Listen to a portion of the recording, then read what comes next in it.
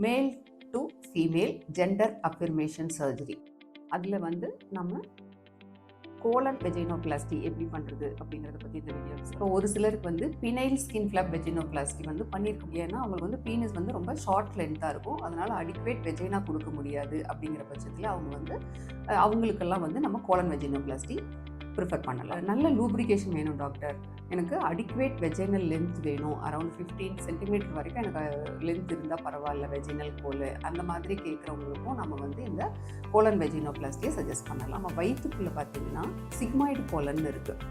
அதாவது நம்ம மலக்குடல் கிட்ட வந்து ஜாயின் ஆகிற இடத்துல இருக்கிறது தான் சிக்மாய்டு கோலன்கிறது. இந்த சிக்மாய்டு கோலனோட ஒரு பகுதியை நம்ம வந்து லேப்ராஸ்கோபி மூலியமாக உள்ளே போய் அந்த சிக்மாய்டு கோலனோட ஒரு பகுதியை ரத்த ஓட்டத்தோட கட் பண்ணி ரிமூவ் பண்ணி அதை வந்து வெஜைனல் பேக் மாதிரி க்ரியேட் பண்ணி அதை வந்து வெஜைனல் ஹோல் எந்த இடத்துல வைப்போமோ அந்த ஹோலுக்கு வயிற்றுக்குள்ளே இருந்து கொண்டு வரணும். நம்ம இந்த சரி டாக்டர் இப்படி கட் பண்ணிட்டீங்கன்னா குடல் வந்து ஏதாவது ஆயிடுமா அப்படின்னு கேட்டிங்கன்னா, நம்ம வந்து குடலை மறுபடியும் வந்து அந்த கட் பண்ண எண்டை விட்டுட்டு அது ரெண்டையும் அனஸ்டமோஸ் பண்ணிடுவாங்க. இப்போ சிக்மாய்டு கோலன் ஒரு பார்ட்டை ரிமூவ் பண்ண அப்புறம் அந்த மீதி இருக்கிற 2 எண்டையும் அனஸ்டமோஸ் பண்ணிடுவாங்க. இந்த தனியாக ரிமூவ் பண்ண அந்த சிக்மாய்டு கோலன் குடலோட ஒரு பகுதியை அது 2 பக்கமும் ஓப்பனாக இருக்கும் இல்லையா, ஒரு பக்கம் வந்து க்ளோஸ் பண்ணிவிட்டு அந்த ஓப்பனாக இருக்கிற பக்கத்தை வந்து நம்ம வெஜைனல் அவுட்லெட்டாக நம்ம கொண்டு வந்து வைக்கணும்.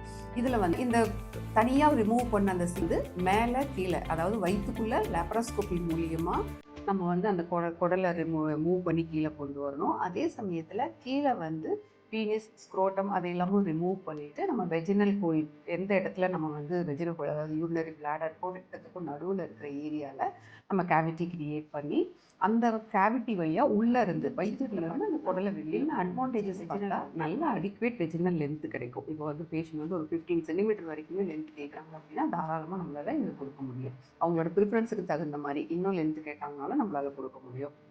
இன்னொன்று பார்த்தீங்கன்னா நல்ல லூப்ரிகேஷன் கிடைக்கும் பேஷண்ட்ஸ்க்கு. இப்போ இன்டர்கோர்ஸ் பண்ணும்போது அவங்களுக்கு வந்து லூப்ரிகேட்டர் வேறு எதுவும் போட வேண்டியதில்லை, நேச்சுரலாகவே லூப்ரிகேஷன் இருக்கும். அது மட்டும் இல்லாமல் சென்சேஷன்ஸும் நல்லாயிருக்கும். தேங்க்யூ.